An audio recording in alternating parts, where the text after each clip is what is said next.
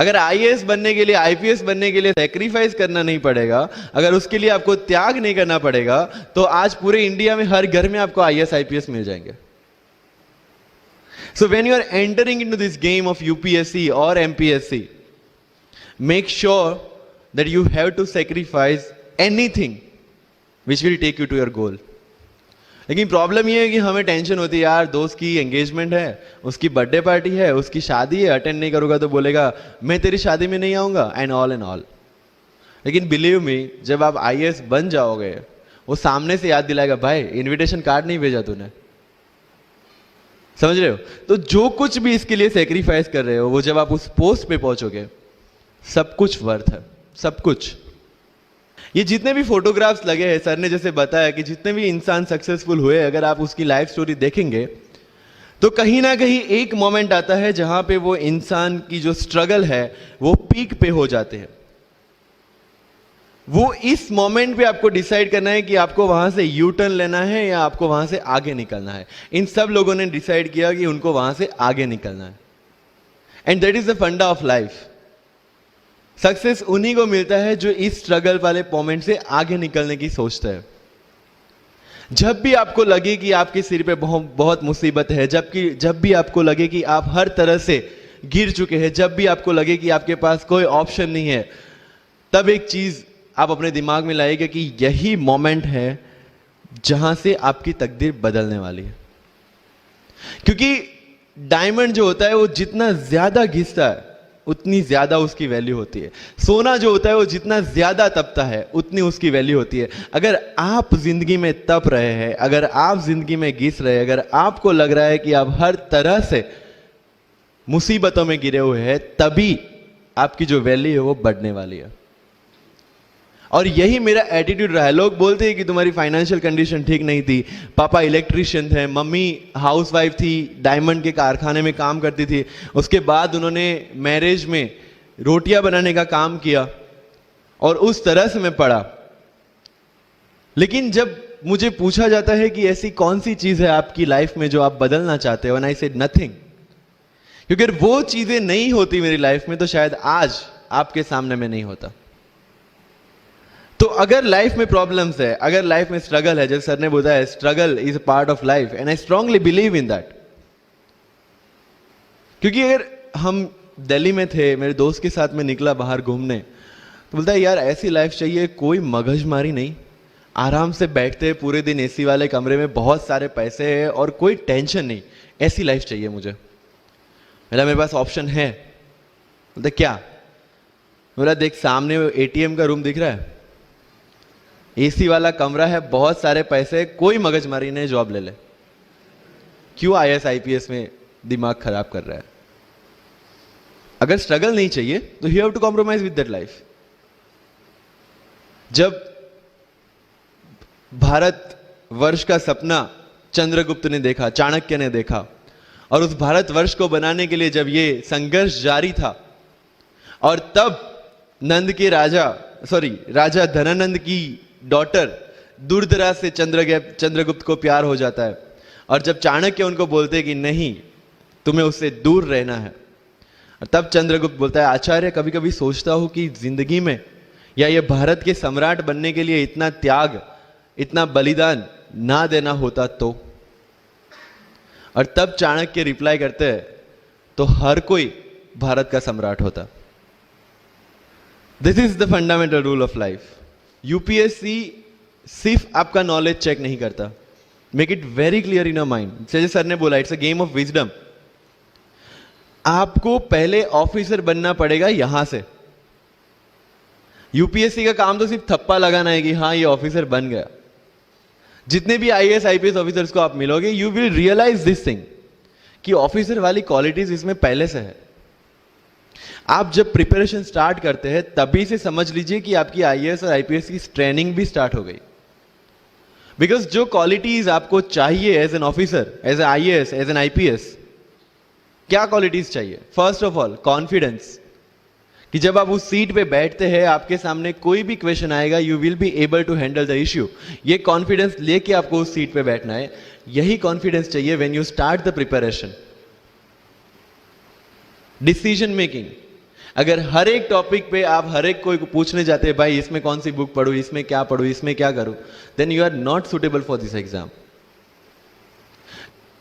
आज मेरे पास काफी मैसेजेस आते हैं, sir please give me your strategy. I am sure आप में से काफी लोगों ने किसी टॉपर्स को पूछा होगा please share your strategy. Why? हर एक की स्ट्रेटजी अपनी खुद की होती है। अगर आज 990 लोग यूपीएससी में सिलेक्ट हुए तो यू विल गेट 990 स्ट्रेटजीज, क्योंकि हर एक की स्ट्रेंथ और हर एक की वीकनेस अलग है। You have to understand this.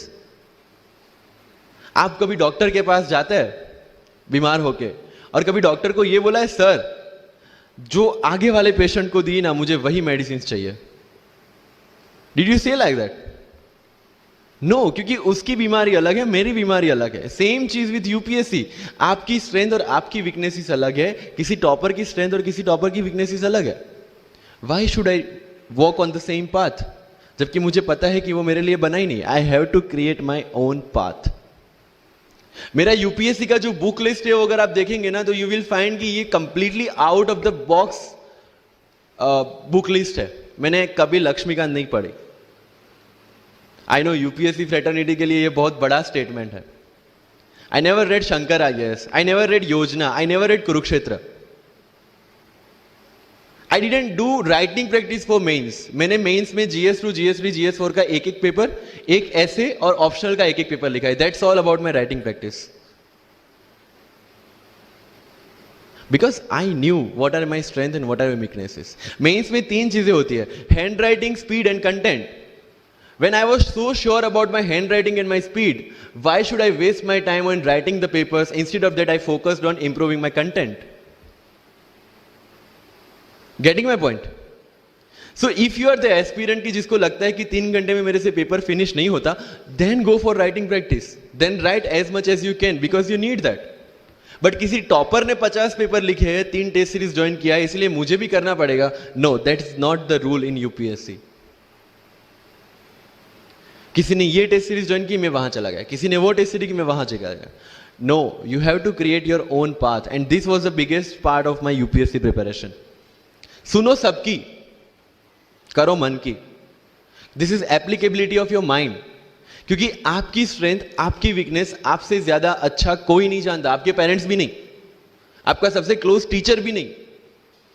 आपको 3 बार चीजें पढ़ के समझ में आती है, किसी को 5 बार पढ़ के समझ में आती है, किसी को 1 बार समझ में आ जाती है। But I want follow the same path जो आगे लोगों ने फॉलो किया है। वो मेरे लिए बना ही नहीं है। I have create my own path. Getting my point? Yes और नो? सो जो मजदूरी है वो सड़क पे एक इंसान 12 घंटे गड्ढा खोद के भी करता है, और एक टॉप कंपनी का सीईओ भी 12 घंटे दिमाग चला के मेहनत करता है। लेकिन how he is different from that person on the road? Because he uses his mind. In UPSC we are suppose to do the same. मुझे पता चला कि भाई लक्ष्मीकांत मेरी मेंस की रिक्वायरमेंट फुलफिल नहीं करता, प्रीलिम्स जैसे सर ने बताया was not into consideration. I know कि उसमें सिर्फ एक ब्रिज क्रॉस करना है, एक हर्डल क्रॉस करना है। अगर मैं प्रीलिम्स में 180 भी लेके आया, 190, इवन 200 भी लेके आया, तो मेंस में तो मैं सबके बराबर ही खड़ा हूं। Why to waste your time and energy on something which is just qualifying? Instead of that, put your focus and energy to something, mains and interview, कि जिसकी वजह से आपको सर्विस मिलना है। Good marks in mains ensure that you are in the list. Good marks in interview ensure that you get the service of your preference. Prelims is about quality. Mains is about quantity. Prelims में always मेरा target एक ही था, जो भी test में देता था, जो भी मैं सॉल्व करता था, I just need to cross 120, that's all. जितना सेफली मैं 120 क्रॉस कर लेता था, I put the paper aside, क्योंकि आज तक यूपीएससी का कट ऑफ कभी 120 से ऊपर गया नहीं और जाने वाला नहीं है। That was very clear in my mind. So minimum risk लेके मैक्सिमम आउटपुट लेना वो प्रीलिम्स का काम था, एंड उसके लिए आपको सिर्फ प्रैक्टिस ही चाहिए। As sir said, there is no separate preparation for prelims. What I did, January तक मेंस ओरिएंटेड प्रिपरेशन, February से I started test series. Vajiram में January से टेस्ट सीरीज स्टार्ट हो जाती है। I started test series, I started revising the things and then prelims आ गया, दे दिया, खत्म।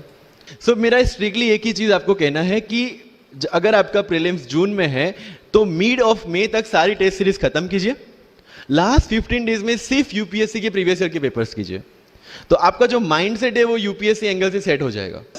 जो पर्सनालिटी टेस्ट लास्ट में यूपीएससी लेता है, इंटरव्यू नहीं है वो, we consider it as interrogation. Interview को इंट्रोगेशन लेके चलता है, वहां पे पूछताछ होगी नहीं। अगर यूपीएससी के इंटरव्यू में 10 में से 9 क्वेश्चन के आंसर भी आप सॉरी सर और sorry ma'am I don't know कह के देते हैं, उसका कोई इंपैक्ट नहीं पड़ता। इंपैक्ट पड़ता है वो 9 क्वेश्चन न आने का प्रेशर आप कैसे हैंडल करते हैं। आपके पसीने छूट जाते हैं या आप वही टेम्परामेंट के साथ इंटरव्यू कंटिन्यू करते हैं। मार्क्स उस चीज के, मार्क्स है आपकी सोच के।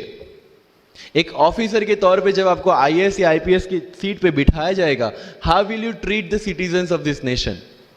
What will be your attitude to each and every person who is going to come and meet you? These things are being tested during UPSC interview. और इस सारी जर्नी में अगर सबसे इंपॉर्टेंट कोई चीज है तो that is your learning attitude, और not for UPSC, for life even.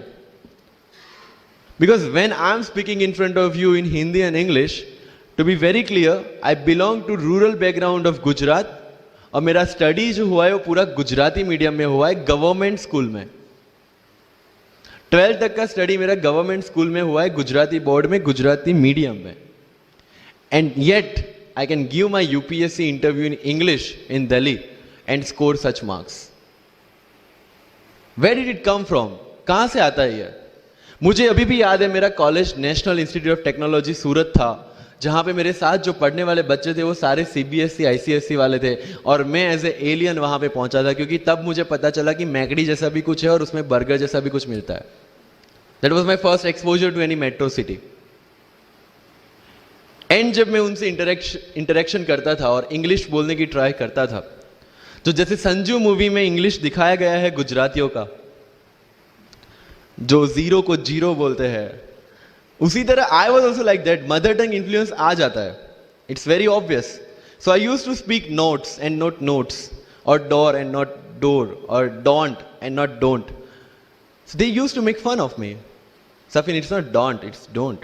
Okay, fine. I had 2 options. Either I stop speaking English with them or improve on that and go ahead. I decided the second option. When I started my preparation of civil services, जो English medium में करनी थी, वाजीराम में मैंने coaching किया, जहां पे पूरा इंग्लिश मीडियम में था, सारे सब्जेक्ट्स मेरे लिए नए थे। I started from the scratch. I started from the English medium NCERT of standard 5 and 6, Gujarati dictionary, Gujarati to English dictionary, and then I started my preparation. कभी कभी ऐसा होता था कि द हिंदू का पूरा एडिटोरियल पढ़ लिया और उसके बाद आई वाज लाइक कि मैंने क्या पढ़ा। ये होगा, सबके साथ होगा। बट उस जगह अगर आप टिक गए, उस जगह अगर आपने पेशेंस रखा, उस जगह आपने अगर सर्वाइव कर दिया, तो इस एग्जाम में भी सर्वाइव कर जाओगे। क्योंकि यूपीएससी की जो रेस है उसमें कभी भी कछुआ, कभी भी खरगोश नहीं जीतेगा। इसमें जीतने वाला ऑलवेज कछुआ ही होगा, जो स्लो बट स्टेडी रहेगा। लग जाते हैं 5 साल भी लग जाते हैं, 7 साल भी लग जाते हैं, 9 साल भी लगे हैं लोगों को एग्जाम क्लियर करने के लिए। लेकिन बिलीव में जब रिजल्ट आएगा ना, तो वो सारा सेक्रीफाइस आपको वर्थ लगेगा। आप पढ़िए लोगों के इंटरव्यूज। मैंने क्या किया कॉलेज के 4 साल में, I went through each and every interview of UPSC toppers on YouTube. Ira Singhal से लेकर टीना डाबी मैम तक सबकी इंटरव्यूज मैंने देखे। For what?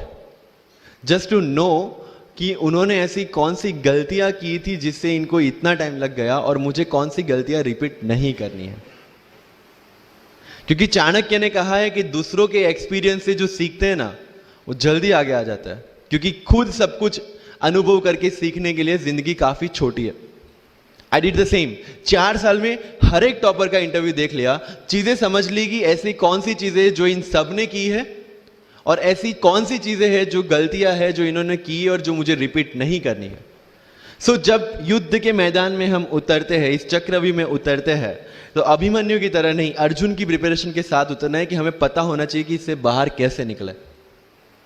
I did the same. College के 4 साल इंटरव्यूज देखे, ब्लॉग्स पढ़े, समझा कि इसमें कॉमन मिनिमम क्या है। वो जो कहानी अगर आपने सुनी हो कि शार्पनिंग द एक्स, रोज अगर आप पेड़ काटने के लिए जाते हैं तो you have to sharpen your axe, otherwise day by day आपकी जो एफिशिएंसी है वो कम होती जाएगी। 4 years in my college I sharpen my x, जिससे 1 साल में मुझे कहीं पे रुकना ना पड़े। This was the strategy.